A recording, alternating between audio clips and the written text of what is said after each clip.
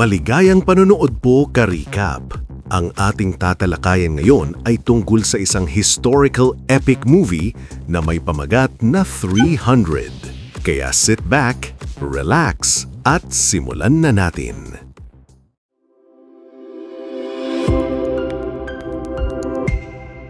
Ang pelikula ay nagsisimula sa voice-over na naglalarawan kung paano nabubuo ang isang Spartan na lalaki. Kapag ipinanganak na ang sanggol, siya ay masusing susuriin ng isang Spartan baby inspector sa gilid ng matangkad na bangin, kung saan libingan ng mga buto ng mga yumaon ng sanggol na hindi nakapasa. Kung magpapakita ng kahinaan, sakit o anumang problema ang sanggol, ihuhulog ito sa bangin. Itinuturo sa mga lalaki na lumaban at magsanay sa murang edad.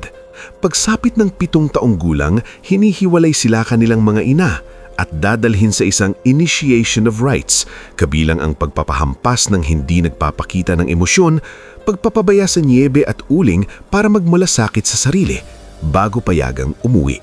Abala at puno ng aktibidad ang Sparta habang dumadaan ng isang Persian messenger sa lungsod. Humilingi na makipag-usap kay King Leonidas. Sa kanyang palad, hawak niya ang mga buo ng mga dating pinuno. Inihahatid ang messenger at kanyang mga sundalo sa harap ng hari, kung saan sinabi niyang dala niya ang mensahe mula kay Xerxes, ang Persian God King na sumira na ng daan-daang bayan, kabilang ang iba pang Greek cities tulad ng Athens, at hinihiling na sumuko ang mga mamamayan ng Sparta sa kanya. Nang magkomento si Queen Gorgo, nagalit ang messenger at nagtanong, paano makapagsalita ng libre sa harap ng mga lalaki? Sumagot siya, ang mga babaeng Spartan ang nanganganak ng tunay na lalaki. Binigyan ng babala ang envoy si King Leonidas na mag-isip ng mabuti bago sumagot sa kahilingan ni Xerxes para sa Sparta. Pero bumaling ang hari sa messenger, itinutok ang espada sa mukha nito. Pinilit ang mga Persian na lumisan sa gilid ng madilim na bangin. Galit na galit ang messenger at sumigaw, bawal ang pumatay ng messenger, blasphemy ito. Sumagot si Leonidas, "This is Sparta," bago itulak ang Persian at kanyang mga gwardya sa malaking bangin.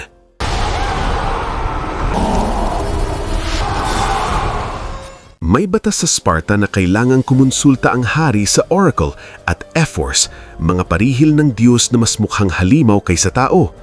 Ang Oracle ay pinakamagandang dalagitan ng Sparta, ngunit ganun din ang kanyang malaking kamalasan sapagkat kailangan niyang manirahan sa bundok kasama ang mga pangit na ito na madalas ay nalasing o na-drug para maghayag ng katotohanan o tadhana. Umakyat si Leonidas sa kabundukan, nagbigay ng pera sa mga Ephors at ikinuwento ang plano niyang magmarcha northward para harangin ang hukbo ni Xerxes. Tinanong niya ang Oracle, ang maputing babae na parang nalulunod sa tubig. Ang Sparta ay babagsak, wika niya. Sinabi ng Ephors na hindi pwede ang digmaan dahil malapit na ang karera. Galit ang hari dahil hindi siya pwedeng umupo lamang at walang gagawin. Kinabukasan, pinag-aralan ni Leonidas at ng kanyang kapitan ang kanyang 300 sundalo. Napansin niya na isa sa mga sundalo ay anak ng kapten at sabi, bata pa para maranasan ang init ng himagsikan. Pero hiningi ng kapten na lumaban ito. Ang araw ay tila nagmamalaki sa pagkakaroon ng mga napakalakas na mandirigma. Dumating ang iba pang councilmen at nagtanong kung saan siya pupunta. Sinabi ni Leonidas na nagsalita na ang Oracle. Kilala niya ang batas at sila raw ay maglalakad lamang kasama ang 300 niyang kawal. Habang nagmamarcha sila palabas, nakasama nila ang isa pang tropa, ang mga Arcadian. Sinabi ng Arcadian commander na narinig nilang lalaban ng Sparta kay Xerxes kaya sumama sila.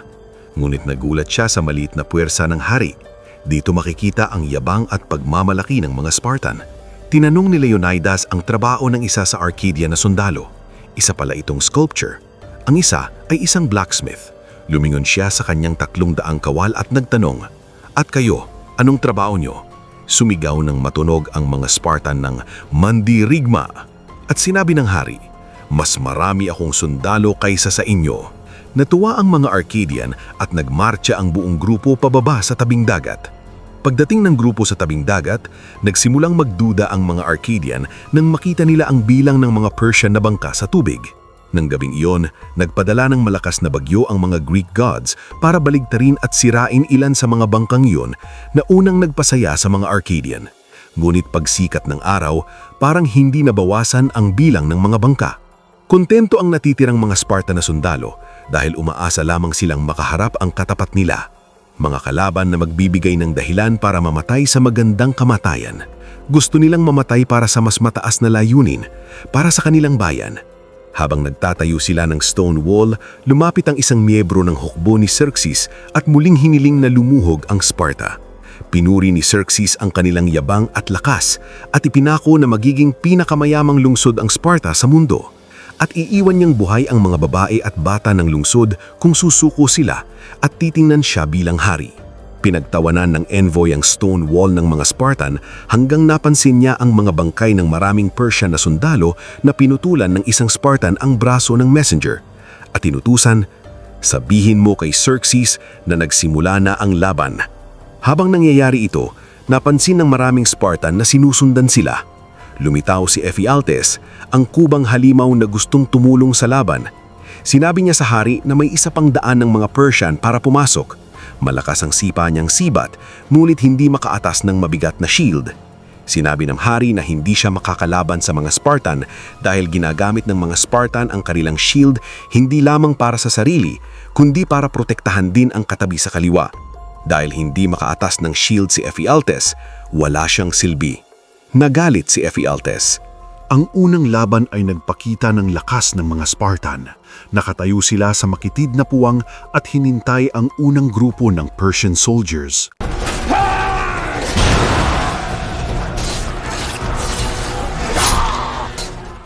Mabilis nilang natalo ang hukbo. Pinatay ang lahat, walang naiwan.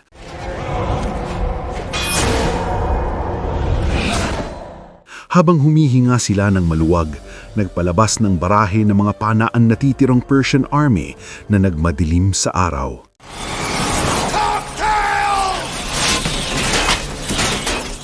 Nagkaisa ang mga Spartan, nagtaas ng shield para itaboy ang mga pana at tinawag silang duwag.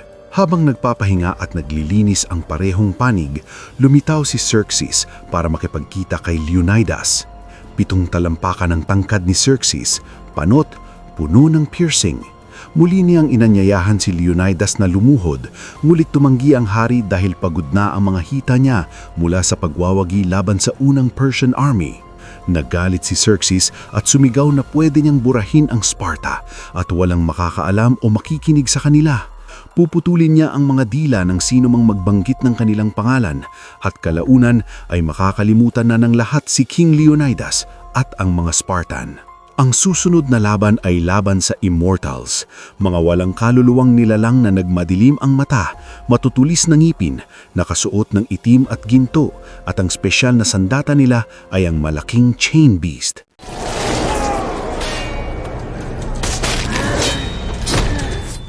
Madaling natalo ng mga Spartan ang mga ito, bagaman namatay ang ilan sa kanila.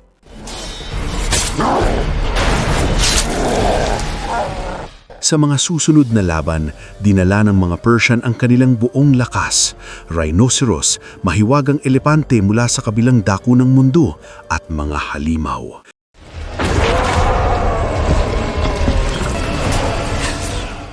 Sa isa sa mga labang ito, napugutan ng ulo ang anak ng captain at umiyak siya habang sinisira ang kanyang puso. 3 tao ang kailangan para hilahin siya palayo sa kanyang anak.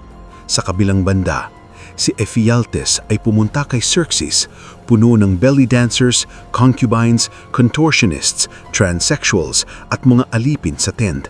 Humanga si Ephialtes sa yaman, mga babae at pagkakataong makipaglaban basta lamang siya ay sumuko. Natuwa si Ephialtes sa lahat at sinabi ang 200 kung saan madaling matatalo ng mga Spartan ang Persian army. Samantala, nakikipagkita si Queen Gorgo kay Theron. Inaalok niya siyang inumin at tanong niya kung lason ba iyon.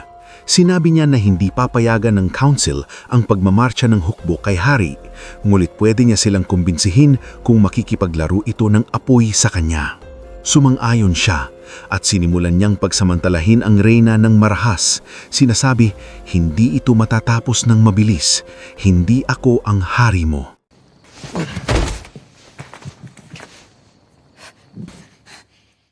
Habang nagpapahinga ang parehong hukbo, sinasalita si King Leonidas sa isa sa kanyang sundalo, si Dilius, na nasugatan sa isa sa mga engkwentro. Tinanong niya ang kalagayan ni Dilius at sumagot ito, isang mata lang. Hiniling ng hari na umuwi siya at ikwento sa lahat ng Griego, ang kwento ng Sparta at ng kanyang 300 mandirigma.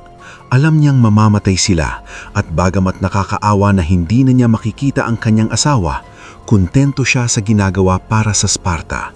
Ibinabalik niya ang alahas bigay ng kanyang asawa kay Dilius. Kinabukasan, nagpresenta si Queen Gorgo sa council. Nagbigay siya ng mahusay na argumento para payagan ng mga sundalong tumulong sa hari. Makikita na naantig ang ilan sa mga miyembro at nagsisimulang sumang-ayon. Ngulit sarkastikong pumalakpak si Theron pagkatapos ng speech niya.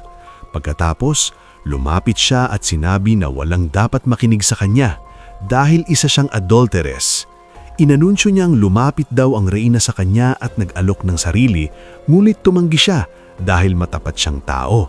Nagalit ang reyna at nilapitan siya, ngulit nagpadala si Theron ng 2 gwardya para hulihin at ilabas siya.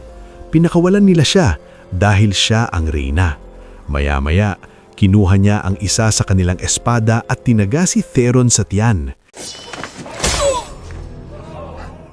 Hinila niya siya palapit at sinabi habang nilulubog pa ang talim, "Hindi ito matatapos ng mabilis. Hindi mo ito ikatutuwa. Hindi ako ang reyna ng kaharian mo." Nang hugutin niya ang talim, bumagsak ang kanyang sako ng pera kasama ang Persian coins na ibinayad sa kanya. Kinuha ng iba pang councilmen ang isang barya at agad nilang nalaman, traidor siya. Habang nagkakalat ang mga Arcadians, naiwan si King Leonidas at ang natitira niyang hukbo. Muling nakapalibot ang Persian army. Muli lumitaw si Xerxes para panoorin at sinabi ng isa sa kanyang mga alipin na sumuko na raw si Leonidas kay Xerxes. Hindi pa ba nila naiintindihan? Pero tinanggal ni Leonidas ang kanyang helmet, inilagay ang shield at sibat sa lupa at lumuhod, ngulit para lang huminga ng maluwag. Nagkalat ang natitirang grupo ng Spartan warriors at lumapit ang isa, tumalon sa likod ni Leonidas at tinaga hanggang sa mamatay. Nagpatuloy ang laban. Kinuha ng hari ang kanyang sibat at itinapon kay Xerxes, nahati ang pisngi nito ngulit hindi napatay. Nagulat si Xerxes at hinawakan ng sugat sa kanyang bibig. Namamatay ng isa-isa ang mga Spartan, kabilang ang hari.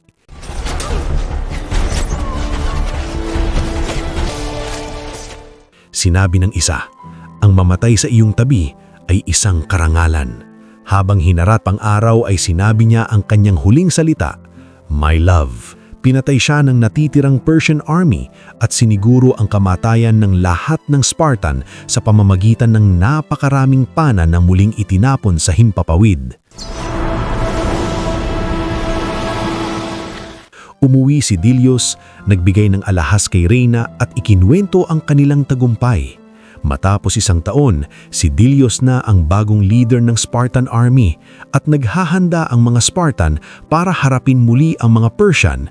Ngunit ngayon, daan-daan at libo-libong Spartan ang dumagsa para lumaban sa kanyang utos. At dito nagtatapos ang pelikula, mga karikap. Kung nagustuhan nyo ka-recap ang movie recap natin ngayon, ay inaanyayahan kita na mag-subscribe at pakipindot na din ang notification bell para palagi kang updated sa mga susunod naming videos. Maraming salamat sa panonood. Hanggang sa muli!